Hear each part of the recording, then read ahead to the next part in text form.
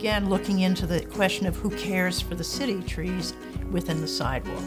Those are called street trees, and there are about 144,000 of them now in the city. Then, in 2006, there were many fewer. But the point that I observed, and on which Mass Ave is founded, is that these trees won't live to maturity and get anything like to the scale that we used to see historically if they're not cared for in their early years. In 2014, Restore Mass Ave published a two-part booklet outlining the landscape history of Massachusetts Avenue and a planting guide to restore the street to its Grand Avenue status. But really, we needed something to leave behind. It would be great to have something that showed the landscape as it should be, that I could pass to people who come through the historical office. So it would not have the force of law or regulation. It would be a tool of persuasion. 22 years as a graphic designer, Deborah's the person I've met who's had the clearest vision of what she wanted to accomplish. And she knew that despite the fact that she had a wealth of historical images, this wasn't a coffee table book. This was a how-to book.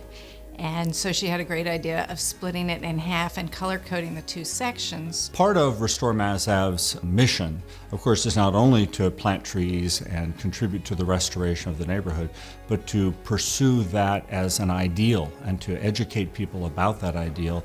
And this booklet that we're pleased to be able to offer at the Woodrow Wilson House on behalf of Restore Mass Ave explains that. And importantly, in the nonprofit world, it allows other groups around the country and even around the world to replicate the important and successful work of Restore Mass Ave.